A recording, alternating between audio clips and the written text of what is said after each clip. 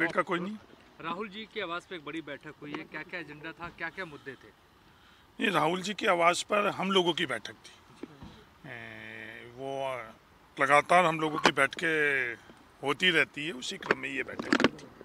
Sir, Rana Gurmeet सोडी party छोड़ गए हैं। कौन कौन बैठक में शामिल है? राणा गुरमीत सोडी जी पार्टी छोड़ गई हैं। उनको पार्टी में जहाँ से वो टिकट चाह रहे थे वो टिकट कांग्रेस पार्टी नहीं दे पा रही थी और खुद की गुरु हाईसाई के अंदर वो चुनाव जीत नहीं पा रहे थे। वो उनको भी पता था और जो उनकी बात थी वो पार्टी मान नहीं सकती थी।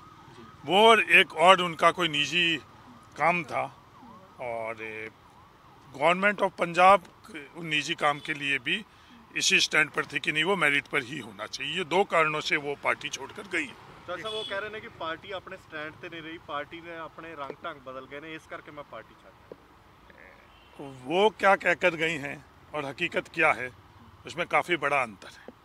सर, एक नोटिस मैं जो आपको बोल रहा हूँ वो हकीकत है। सर, जिस तरीके से बात चल रही है कि कांग्रेस के जो एमएलएज हैं, कैबिनेट मिनिस्टर्स हैं, बीजेपी पार्टी ज्वाइन कर रहे हैं। कोई भी कांग्रेस का मिनिस्टर बीजेपी ज्वाइन नहीं कर रहा है। बीजेपी कितनी भी कोशिश कर ले, पंजाब के अंदर बीजेपी के लिए कोई भी जगह नहीं।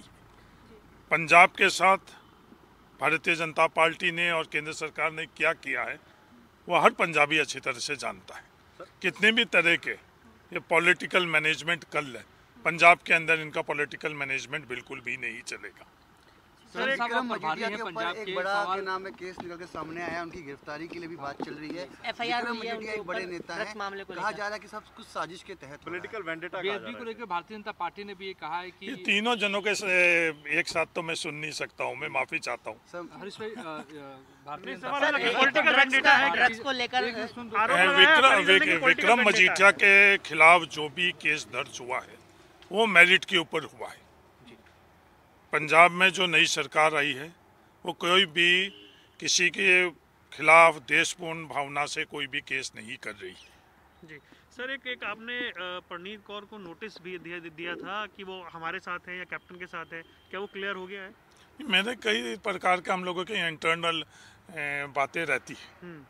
ये एक चिट्ठी पत्री नहीं है, हजारों चिट्ठी पत्री है। उनमें से एक ये चिट्ठी पत्री भी है। ਸੈਕਰੀਲੇਜਸ ਬੇਅਦਬੀ ਦੇ ਮਾਮਲੇ ਜਿਸ ਤਰੀਕੇ ਨਾਲ ਹੋਏ ਨੇ, ਚਾਹੇ ਉਹ ਦਰਬਾਰ ਸਾਹਿਬ ਹੋਏ ਜਾਂ ਕਪੂਰਥਲੇ 'ਚ ਹੋਇਆ, ਕਿਵੇਂ ਦੇਖਦੇ ਹੋ सरकार?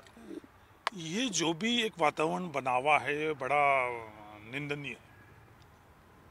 इस देश के अंदर किसी को ये अधिकार नहीं है कि किसी के धर्म के प्रति गलत सोच या गलत कृत्य करे। ये हम लोगों के लिए जो हमारा संविधान है, हर किसी के धर्म को हमको आदरपूर्ण सम्मानपूर्ण उसका मान मर्यादा रखनी चाहिए। बीजेपी ने कहा सिटिंग जज से जांच होनी चाहिए। आप लोगों की सरकार ही शक के घेरे में है इसको लेकर। बीजेपी के में शक के घेरे में तो ये संविधान भी है। मोहन भागवत जी कह रहे हैं कि संविधान बदलना चाहिए। बीजेपी के शक के घेरे के अंदर ये लोकतंत्र भी है। उनका लोकतांत्रिक मॉडल क्या है? क्या लोकतांत्रिक मॉडल सभी को साथ में लेकर चलने का है या एक केंद्रीकरण है? वहाँ किसी को बात करने का अधिकार है, किसी को सोच रखने का अधिकार है, किसी को अपनी बात व्यक्त करने का अधिकार है। वो कह रहे हैं आपकी बनाई एसआईटी पे हमें भरोसा नहीं है, सिटिंग जज से जांच करवाएं। नहीं, एसआईटी पर उनको भरोसा या नहीं है ये तो एक प्रशासनिक प्रक्रिया है। इस प्रशासनिक प्रक्रिया के ऊपर किसको भरोसा है और किसको नहीं है।